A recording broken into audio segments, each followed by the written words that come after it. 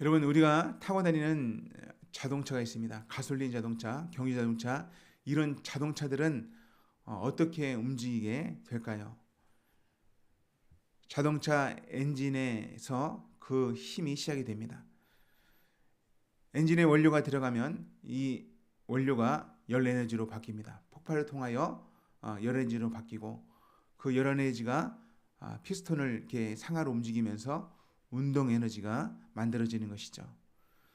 그래서 이 운동 에너지가요, 기어 장치를 통해서 바퀴에 전달돼서 바퀴가 굴러가게 되는 것입니다. 이 모든 과정을 자세히 들여다보면요, 아주 정교합니다.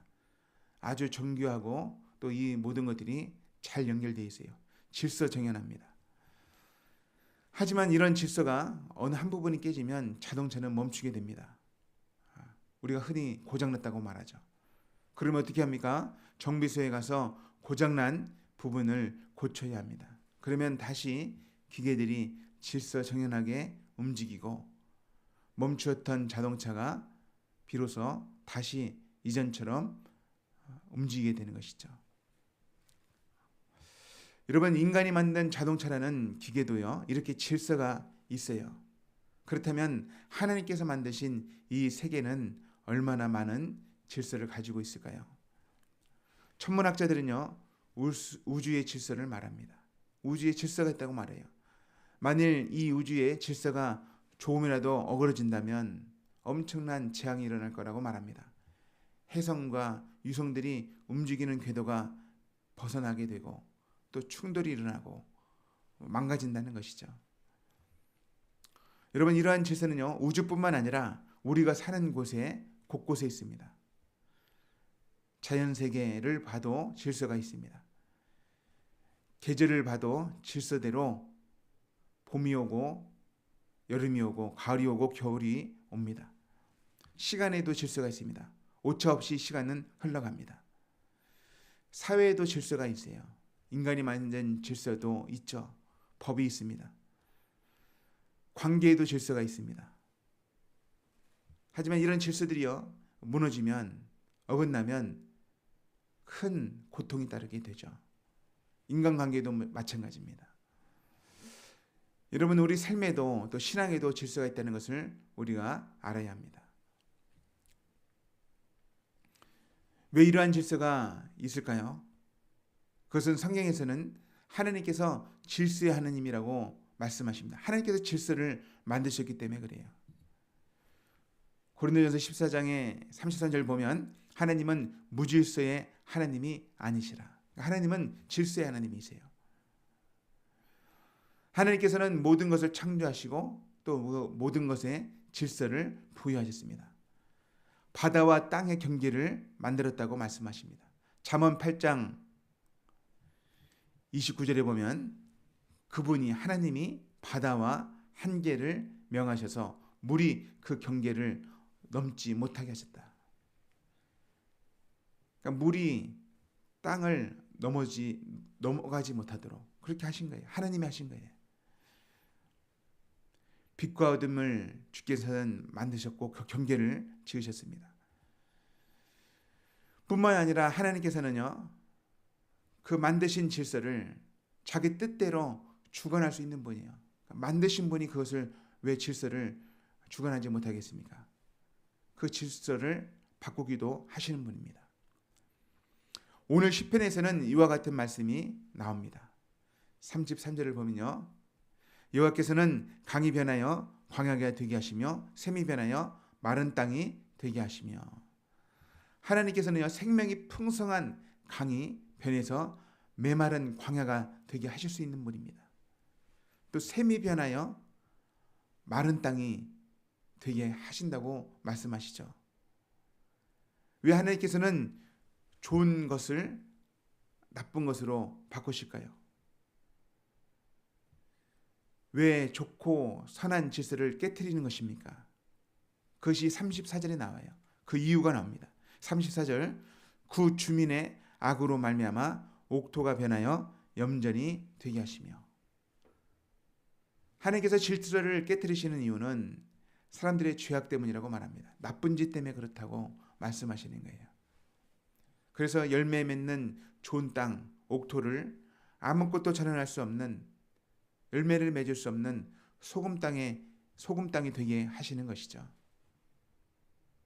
사람들의 악 때문에 하나님께서는 아름답고 좋게 만든 피조세계 그 질서들을 망가뜨리고 계시는 것입니다. 여러분, 하나님께서 왜 이렇게 할까요? 깨달으라는 거예요. 깨달으라는 것입니다. 여러분, 우리 인생의 열매 맺는 옥토가 변하여 염전이 된 것은 무엇입니까? 내가 돌이켜야 될 악은 무엇입니까? 나쁜 짓은 무엇입니까? 하느님의 뜻대로 말씀대로 살지 않는 영역은 무엇입니까? 오늘 말씀을 통해서 살펴봐야 됩니다. 그리고 돌이켜야 돼요. 그렇게 변하기 전에 돌이켜야 됩니다. 또 하나님께서는요, 이 반대로도 하십니다. 정확하게 이 반대로도 하세요. 35절부터 제가 읽어드립니다. 35절, 또 광야가 변하여 못이 되게 하시며 마른 땅이 변하여 샘물이 되게 하시고 줄인 자들로 거기에 살게 하사 그들이 거주할 성읍을 준비하게 하시고 밭에 파종하며 포도원을 재배하여 풍성한 소출을 거두게 하시며 또 복을 주사 그들이 크게 번성하게 하시고 그의 가축이 감소되지 아니하게 하실지라도. 아멘. 35절부터 38절 보면 하나님께서 이전에 했던 그 질서 반대로 하십니다. 마른 광야를 변해서 연못이 되게 하시고 마른 땅이 변하여 샘물이 되게 하시고 배고픈 자들이 살 수 있는 거주할 마을을 하나님께서 허락하시고 풍성한 소출을 주시고 복을 주셔서 사람들이 크게 번성하게 하십니다. 여러분, 우리나라 역사를 보세요. 우리나라 역사도 이런 일들이 있지 않았습니까? 1800년대 말 1900년대 초를 한번 생각해 봅시다. 그 시대의 이 나라는요, 풍전등화처럼 위태했습니다. 열매를 맺을 수 없는 염전 같은 땅이었어요. 온갖 부정과 부패, 관료들은 자기 사리사욕을 따라서 나라를 팔기도 했습니다. 온 나라에 악이 가득했어요. 백성들은 신음하며 압회했고 신분제도 때문에 인권은 다 유린됐습니다. 이때 하나님께서는요, 이 민족에 선교사를 보내셨어요. 하나님의 말씀을 듣게 하셨습니다. 예수 그리스도의 복음이 선포되게 하셨습니다.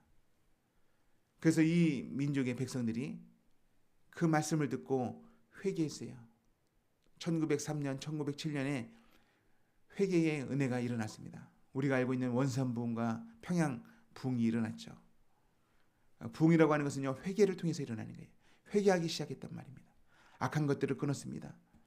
교회를 다니지만 악한 짓을 버리지 않았던 그 모습들을 공개적으로 말하고 그것을 끊기 시작했어요. 장로님들도, 목사님들도, 성도들도 공개적으로 자기의 죄를 말하기 시작했습니다. 선교사를 무시했습니다. 선교사님들은 이 땅의 주민들을 무시했습니다. 빼앗은 것을 갖다 주기도 하고 이런 악한 것들, 음란한 것들, 이런 것들을 공개적으로 말했습니다. 교회 안에서 있었던 일이에요. 그리고 그것을 끊었어요. 그러자 어떤 일이 벌어졌습니까? 열매가 맺히기 시작했습니다. 사람들이 변하기 시작했습니다. 교회가 영향력을 발휘하기 시작했습니다. 교회가 퍼지기 시작했어요. 그래서 100만인 구련 운동이 일어나기도 하고 곳곳에 복음이 전파되기 시작했습니다. 예수 믿는 사람들이 다르구나. 저들이 정말 하나님을 따르는구나. 저들은 정말 정직하구나. 저들은 정말 빛처럼 소금처럼 살아가구나.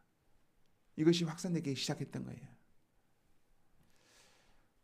그래서 어느덧 이 나라가 지금처럼 풍성한 나라가 됐던 것입니다. 사실 역사를 살펴보면요, 기독교를 부인할 수가 없습니다. 우리나라의 이 경제 부흥에 성도들과 또 교회가 했던 역할이 있어요. 분명한 역할이 있습니다. 그러나 사람들이요, 잘 살게 되자 어떻게 됐습니까? 인구도 많아지고 또 잘 살게 되자 사람들이요, 다시 악한 길로 갔습니다. 악한 길로 가고 있습니다. 온갖 잘못된 것들을 받아들이고 있습니다. 그리고 사람들은 인구는 이제 절벽에 가깝다라고 말하죠. 인구는 이제 줄어들기 시작했어요. 이미 완전히 다음 세대가 보이지 않을 만큼 감소하고 있습니다. 여러분, 이게 그냥 되는 게 아니에요. 오늘 말씀에도 이것을 말씀하십니다. 39절에 보면 이렇게 써 있어요.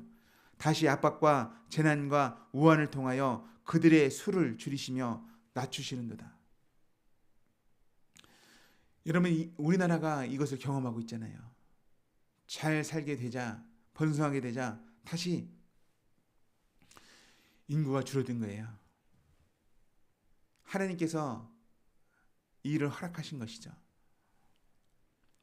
40절 보면 여호와께서 고관들에게는 능력을 쏟아 부으시고 길 없는 황야에서 유리하게 하시나 41절 궁핍한 자는 그의 고통으로부터 건져주시고 그의 가족을 양떼같이 지켜주시나니 42절 정직한 자는 보고 기뻐하며 모든 사악한 자는 자기 입을 봉하리로다. 여러분, 앞으로 있을 일이 무엇입니까? 고관들은 능력을 받는 날이 올 것입니다. 그리고 가난한 자들은 하나님의 보호를 받게 되는 날을 경험하게 될 것입니다. 여러분, 하나님께서 도대체 왜 이렇게 줏대 없이 중심 없이 왔다 갔다 질서를 세우기도 하시고 좋은 선한 질서를 망가뜨리기도 하시고 왜 이렇게 하시는 것입니까?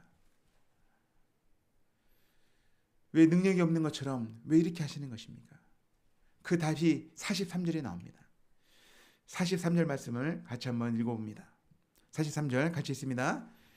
지혜 있는 자들은 이러한 일들을 지켜보고 여호와의 인자하심을 깨달으리로다. 아멘.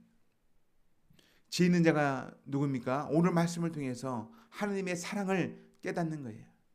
하나님이 이렇게 하시는 것, 자기가 만든 창조 세계의 질서를 망가뜨리시는 이유는 죄인들을 사랑하기 때문입니다. 사람들을 사랑하세요. 악한 일을 벌였던 그들이 이러한 일들을 통하여 자연세계의 나쁜 일들을 통하여 깨닫고 돌아오기를 원하는 거예요. 인생에 닥치는 재앙이나 또 사회에 닥치는 재앙을 통하여 회개하기를 원하는 것입니다. 하나님께서는 어찌됐든 그들을 구원하기 원하세요. 그들이 이런 현상들을 보고 어려움들을 통해서 하나님을 다시 바라보고 하나님을 찾기를 원하시는 것이죠. 여러분, 요한복음 3장 16절 17절에 보면 이렇게 써 있습니다. 하나님이 세상을 이처럼 사랑하사 독생자를 주셨으니 이는 그를 믿는 자마다 멸망하지 않고 영생을 얻게 하려 하심이라. 하나님이 그 아들을 세상에 보내신 것은 세상을 심판하려 하심이 아니요 그로 말미암아 세상을 구원받게 하려 하심이라. 아멘. 여러분, 하나님의 본심은요, 세상을 구원하는 거예요. 사람들을 구원하는 것입니다.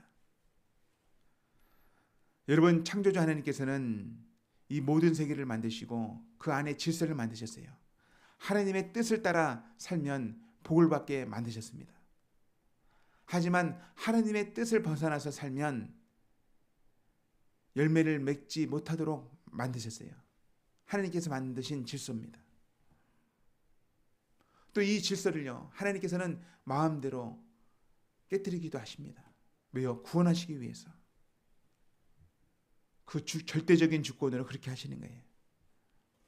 아무쪼록 한 사람이라도 구원하기 위해서 그렇게 하시는 것입니다. 여러분, 오늘 말씀을 통해서 우리가 다시 한번 살펴봐야 될 것은 우리 인생 가운데, 우리 삶 가운데 옥토가 변하는 것이 있는가? 열매 맺는 그 땅이 염전이 되고 있는 것은 무엇인가 살펴봐야 됩니다. 내가 돌이켜야 될 악은 무엇인가? 불순종은 무엇인가? 교만함은 무엇인가? 하나님의 뜻대로 말씀대로 살지 않는 영역은 무엇인가? 살펴봐야 됩니다. 하나님보다 더 사랑하는 것은 무엇인가? 말씀 대신 의지하는 것은 무엇인가?